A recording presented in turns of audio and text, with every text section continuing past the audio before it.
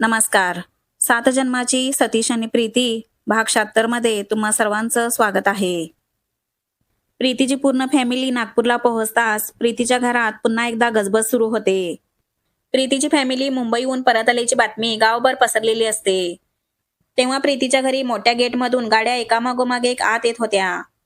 पप्पांचे जुने मित्र तर कोणी अनिकेतचे जवळचे मित्र मैत्रिणी लगेचच त्यांना बघण्यासाठी येत होते. अनिकेत घरी आला म्हणे, देवाचीच कृपा सगळे वाचले, अशी कुजबुज करत शेजारी ओळखीची माणसं, दूरचे लांबचे नातेवाईक एकामागोमाग एक प्रीतीच्या घरी येऊ लागले. नीताची ही पूर्ण फॅमिली प्रीतीच्या घरी प्रीतीच्या घरच्यांची विचारपूस करायला आली होती. तेव्हा कोणी अनिकेतची तब्येत विचारत होतं, कोणी अपघाताबद्दल काळजी व्यक्त करत होतं, तर कोणी फक्त देवाच्या कृपेनेच वाचलात सगळे असं म्हणत होते. प्रीतीच्या घरी पै पाहुण्यांची अक्षरशः रांगच लागलेली असते. त्यांच्या सगळ्यांची विचारपूस करण्यासाठी मावशी, काका, आत्या, चुलत नातेवाईक सगळेच येत होते. तेव्हा नागपूरमधलेच नाही तर नागपूरच्या बाहेर राहणारे नातेवाईकही त्यांना भेटायला येत होते. सतीशही फोनवरून प्रीतीला रोज विचारत होता की अनिकेत दादा आणि पप्पांची तब्येत कशी आहे. तेव्हा प्रीतीही त्याला अनिकेत दादा आणि पप्पांच्या तब्येतीविषयी सगळी माहिती देत असे. घरात दिवसभर चहा, पाणी, नाश्ता, जेवण असं चालूच होतं. मम्मा काम करून थकल्या तरी त्यांच्या चेहऱ्यावर समाधान होतं, कारण त्यांचा मुलगा सुखरूप घरी परत आला होता. अनिकेत हळूहळू पूर्णपणे बरा होत होता. आता अनिकेत स्वतः चालत फिरत होता, सगळ्यांशी हसून बोलत होता. आता बरं वाटतंय का तुला अनिकेत? हा प्रश्न दिवसातून 100 वेळा ऐकूनही तो हसून हो आता ठीक आहे मी असं उत्तर देत होता. दिवस असेच हळूहळू पुढे सरकत होते. आता अनिकेत आणि पप्पा पूर्णपणे बरे झाल्यानंतर त्यांनी आपल्या कामाला सुरुवात केली होती. त्यांचं सगळ्यांचं आयुष्य पुन्हा एकदा रुळावर येत होतं. तिकडे मुंबईत मात्र वेगळाच गोंधळ सुरू होता. सतीश आणि त्याचे पप्पा रोज नवीन नवीन परिसरात प्रीतीच्या घरच्यांसाठी घर बघत होते. तेव्हा प्रीतीच्या पप्पांना जसं हवं तसं घर त्यांनाही सापडत नव्हतं. शेवटी एके दिवशी सतीशच्या पप्पांच्या ओळखीने त्यांना एक बंगला दाखवला जातो. तो बंगला पाहता सतीशच्या पप्पांना आणि सतीशलाही तो खूप आवडतो. मोकळी जागा, शांत परिसर, जसं प्रीतीच्या पप्पांनी सांगितलं होतं अगदी तसाच तो बंगला असतो.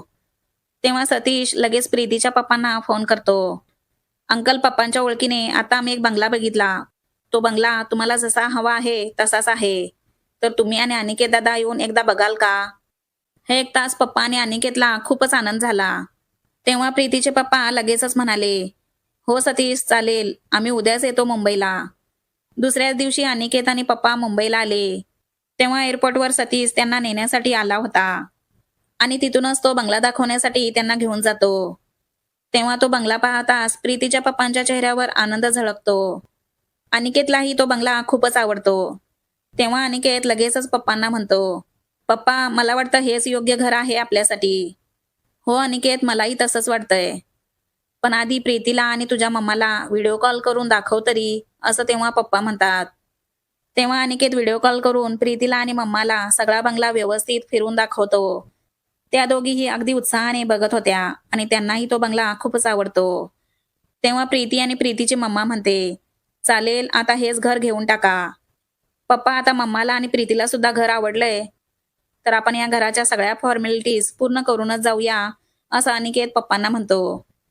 तेव्हा प्रीतीचे पप्पा आणि अनिकेत दोघेही सतीशला म्हणाले, तू आमच्यासाठी घर शोधलंस त्याबद्दल थँक्यू सतीश. सतीश, आम्हाला जसा हवा होता तसाच बंगला आहे, तर आता आम्ही पक्क मुंबईला राहायला येणार. तेव्हा सतीशही आनंदाने म्हणतो, हो दादा, आता तुम्ही लवकरच मुंबईला या. त्यानंतर सतीश लगेच एजंटला फोन करतो आणि बंगल्याची कागदपत्र आणायला सांगतो. एजंटने घराची कागदपत्र आणल्यानंतर प्रीतीचे पप्पा आणि अनिकेत कागदपत्र अगदी व्यवस्थित चेक करतात. तेव्हा अनिकेत सतीशला म्हणतो, कागदपत्र एकदम क्लिअर आहेत, तर सतीश, आता आपण हाच बंगला घेऊया.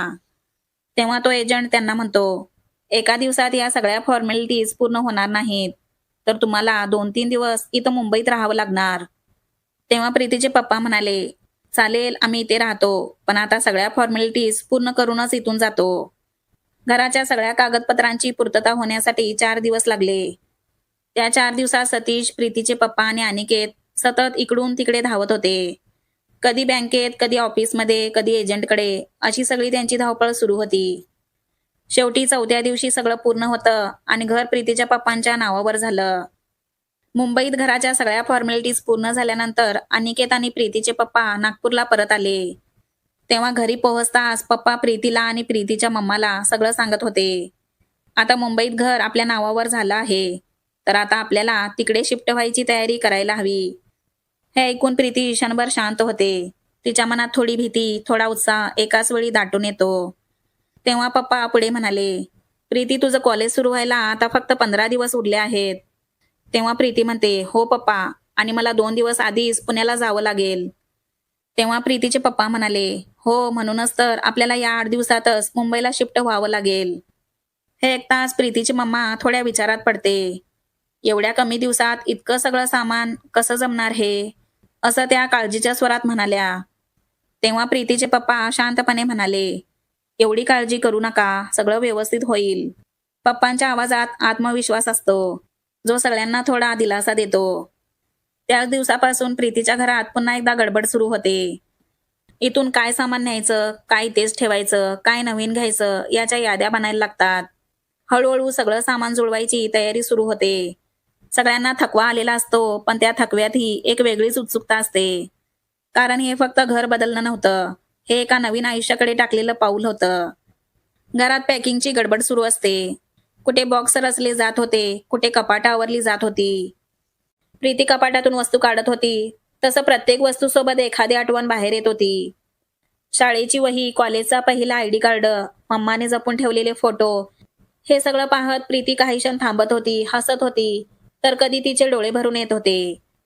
हे घर तिला वाढवत होतं, घडवत होतं, आणि अशा या घराला निरोप देणं तिच्यासाठी एवढं सोपं नव्हतं. तेवढ्यात प्रीतीला सतीचा फोन येतो. तेव्हा प्रीती थोडी हसतच कॉल उचलते. तेव्हा काय चाललंय प्रीती, असं सतीश नेहमीसारखाच उत्साही आवाजात म्हणतो.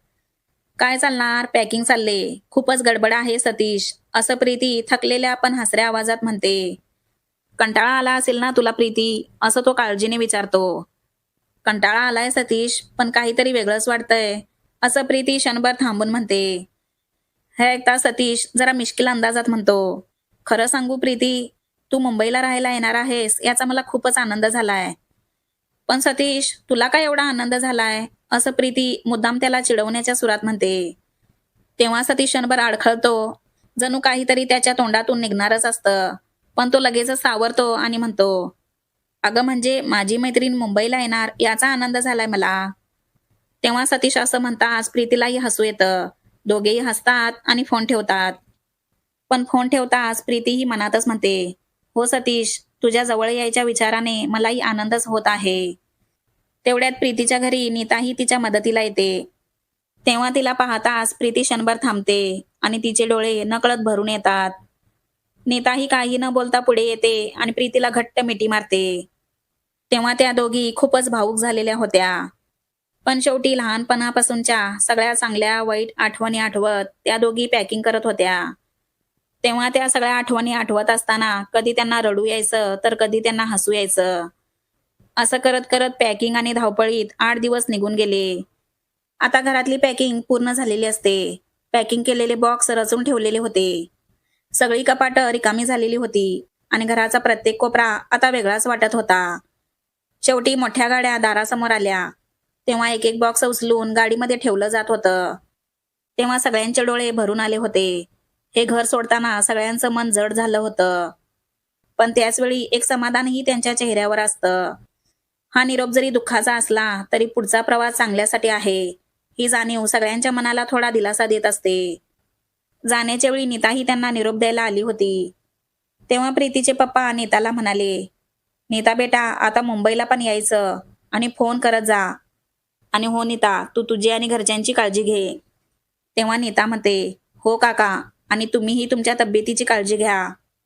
शेवटी गाडीत बसताना प्रीती पुन्हा एकदा नीताला घट्ट मिठी मारते आणि रडत म्हणत असते, नीता तुझी मला खूप आठवण येणार. तेव्हा नीता तिला समजावून सांगत असते, हो प्रीती, मलाही तुझी आठवण येणार. पण काळजी करू नकोस प्रीती, अजून फक्त 8 दिवस आहेत, त्यानंतर आपण पुण्याला एकत्रच राहणार आहोत. तेव्हा सगळेच भावूक झाले होते आणि जड मनानेच ते गाडीत बसले. गाड्या हळूहळू पुढे निघाल्या आणि घर मागे राहिलं. तेव्हा प्रीती आणि तिच्या कुटुंबाचा नवीन प्रवास सुरू झाला. प्रीतीच्या या नवीन प्रवासासाठी तुम्ही किती एक्सायटेड आहात हे मला कमेंट करून सांगा. आणि आपली ही स्टोरी आवडत असेल तर लाईक, शेअर आणि सबस्क्राईब करा.